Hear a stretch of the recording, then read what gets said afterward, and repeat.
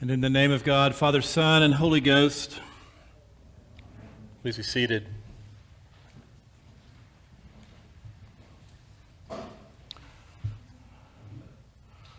wanted to write my sermon on the letter of Paul to the Galatians, and just didn't have time to pull it together in a way that made any sense. But I want you to take the letter or your bulletins home and read the letter to the Galatians, especially the part in the beginning, "For freedom Christ has set us free. Stand firm, therefore, and do not submit again to a yoke of slavery." And then most people stop, and they don't read the next part, which goes, "For you are called to freedom, brothers and sisters, only do not use your freedom as an opportunity for self-indulgence, but through love become slaves to one another.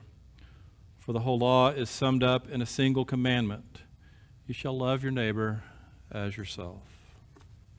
So think about that. What does freedom have to do with love of neighbor? When I was called to the Church of the Ascension in 2007, I followed an unintentional interim. Do y'all know what an unintentional interim is? An unintentional interim is someone who feels called somewhere as the rector, and the church they're called to feels that they're called there as the rector, but they soon realize after they arrive, either the church or the person called, that they're really going to only be there for a short period of time. And in the last parish I served, I was an unintentional interim. Well, before that, when I was in Birmingham, I followed an unintentional interim named Craig Smalley. Craig was a good and faithful priest, but he followed the Reverend Bob Lockard, who had been the rector of Ascension for over 30 years. Bob was a great priest and pastor and beloved of the people of Ascension. Father Craig really didn't have a chance following in the footsteps of Father Bob, but I did have a chance because I followed Craig, who followed Bob. The 3 to 4 years between Craig and Bob gave enough distance that I became a breath of fresh air to Craig's perceived ineptitude. Again, Craig was a gifted priest, gifted enough that he's now the dean of the Cathedral Church of the Advent in Birmingham, but he wasn't Father Bob. Yet even when I arrived, Father Bob's vaulted status still permeated the halls of the Ascension. And not a day went by that someone didn't tell me a wonderful story about the amazing Father Bob. And over time, I got to know Father Bob, and he was pretty amazing. He was very wise and a great pastoral presence. He took a liking to me and talked me up when he ran into parishioners in the grocery store, at the golf course. Over time, we began to get to know one another, began to mentor me. He shared his insights on pastoral ministry and offered instruction and help when I asked for it. But mostly, he cared for me and he loved me. He told jokes and made me laugh. He carried his faith lightly with a calm reverence and a slight amusement of the absurdity of the priestly life. After I had been at Ascension for about 5 years, on a Monday morning in June, I was called to the hospital. Father Bob was having a heart attack. His wife, Mary Louise, called me and asked me to be there, and he did not survive. The following Sunday was this Sunday, when this lesson from the second book of Kings was the reading. Now, I'm not comparing Father Bob with Elijah and me with Elisha, but the passing of the mantle resonated with me at the time. It took 5 years and Bob's death for me and the congregation at Ascension to accept my pastoral leadership and to see me as the rector of Ascension.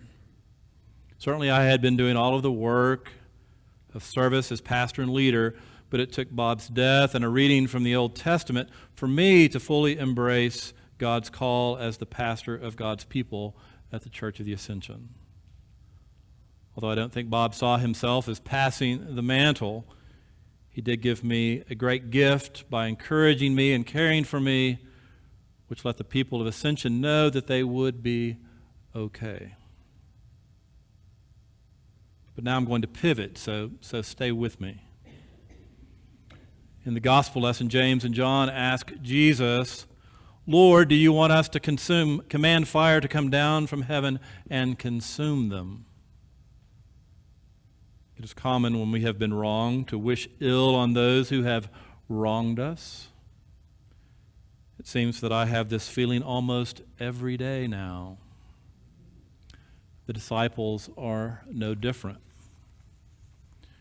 Jesus' messengers had been sent forward, and they had been rejected by a Samaritan village.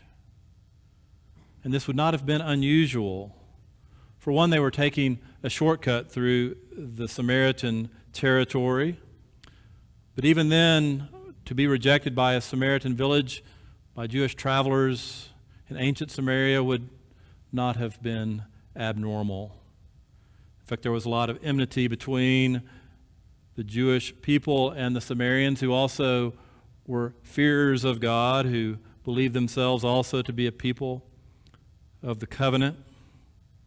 But they believed that the temple should be in another spot, and why would those Jews be headed to Jerusalem to the wrong temple? Although helping outcasts like Samaritans was a hallmark of Jesus' ministry, still there was much enmity between the groups. This rejection by the Samaritans is recorded by Luke not as a polemic against the Samaritans, but to connect Jesus' ministry with the prophet Elijah. This whole section of Luke's text alludes to a comparison of Jesus' actions on earth and the actions of the prophet Elijah. Malachi declares that the Lord will send a messenger to prepare the way. In Malachi chapter 3 and verse 23, we hear, Lo, I will send the prophet Elijah to you before the coming of the awesome, fearful day of the Lord. He shall reconcile parents to children and children with their parents, so that when I come, I do not strike the whole land with utter destruction. Luke wants the hearer to understand that Jesus speaks not only with the authority of Elijah, but Jesus has even greater authority than Elijah. Elijah spoke for God, but Jesus speaks as God. Yet instead of calling for fire to rain down on the Samaritans from heaven, Jesus rebukes James and John and heads on down the road. In this act, Jesus gives us an example. When we've been wronged, it isn't necessary to right the wrong. Maybe we should just move on down the road. There's a wonderful novella by Jim Harrison called Revenge. It was made into a really bad Kevin Costner movie in the late 1980s. I recommend the novella, but not the movie. Anyway, in the novella, the main character exerts revenge on someone who has wronged him. And in the process, in this exerting of revenge, the protagonist turns into the same type of beast as the person that has wronged him.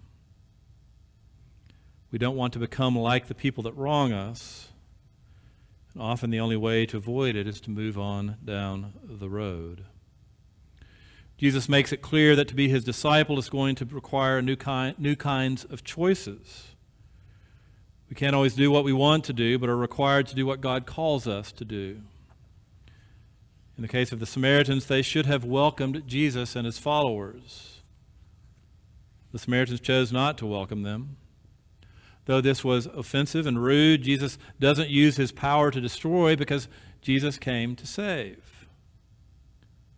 Violence often begets violence, and the disciples had to learn this. Jesus came not to rain violence, but he came to break the cycle of violence by dying and forgiving rather than killing and exacting vengeance. So what does this have to do with Elijah and Elisha, or Father Bob and me? Well, Elijah served as Elisha's mentor, and Father Bob served as a mentor to me. As disciples and followers of Jesus, we have mentors all around us, and Jesus mentored those that followed him. Oftentimes, their ideas and impulses were out of alignment with Jesus' teachings. Oftentimes, my ideas and impulses are out of alignment with Jesus' teachings. And although Jesus was willing to rebuke his followers and to correct their wrong-headedness, he still followed up the rebuke with careful guidance and love and care.